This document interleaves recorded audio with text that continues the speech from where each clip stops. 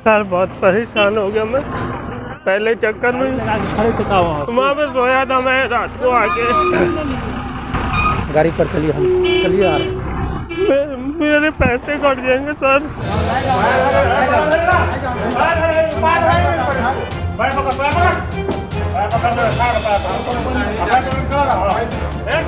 कितना देर चुराया? 100 लीटर चूरा, ज़्यादा नहीं। हम ये भी नहीं बोल रहे कि 200-400 लीटर निकला, फिर 100 लीटर निकला, लेकिन हमारे ऊपर चढ़ गया अभी।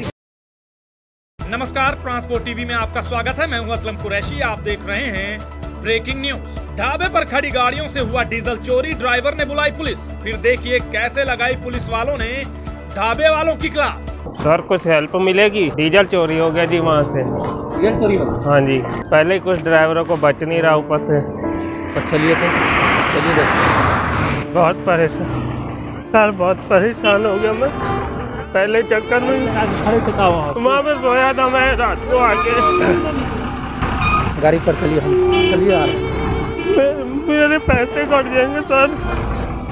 मैं बोला चल यहाँ पे कोई सहारा मिलेगा बिहार में, लेकिन नहीं। आप चलिए ना, हम चल रहे हैं ना। विश्वास के तौर पे आते हैं हम, नहीं तो हमको क्या जरूरत। और उल्टा हमको बोलते हैं कि आप यहाँ पे जागना होता तो हम यहाँ सोते ही क्यों, फिर आगे ना चले जाते।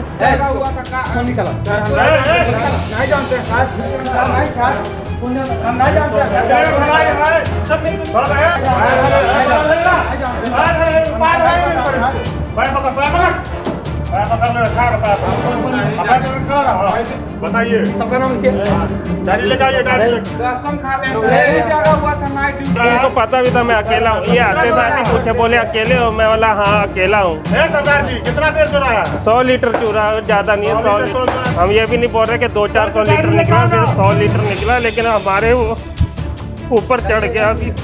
अक्सर ढाबे पर गाड़ी लगा दी जाती है। पहले तो ये कह दिया जाता है ड्राइवरों से कि कोई चिंता ना करें, लेकिन जब डीजल चोरी हो जाता है तो जिम्मेदारी कोई भी नहीं लेता।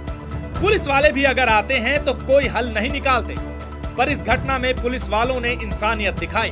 बिहार के दरभंगा में कोसी नदी से 4 किलोमीटर आगे एक ढाबे पर नींद का एहसास होने पर ड्राइवर रुका, क्योंकि नींद में गाड़ी चलाते वक्त हादसे से बचा।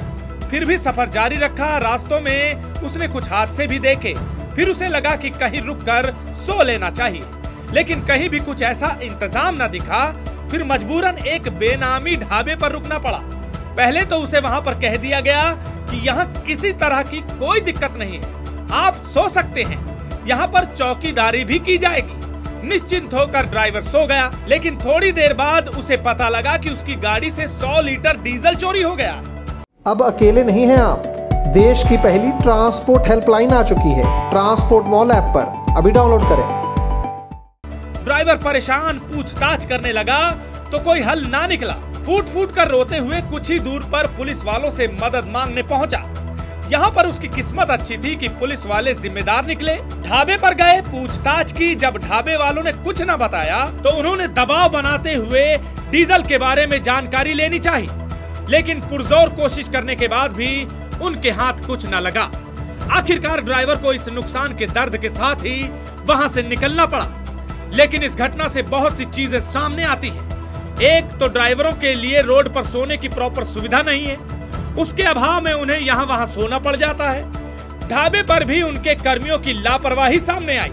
थोड़ी सतर्कता बरतते तो शायद ये चोरी ना होती। गाड़ी को होटल से कुछ दूरी पर वहाँ के कर्मियों ने खड़ा करवाया। सीसीटीवी कैमरे की भी उपलब्धता नहीं थी।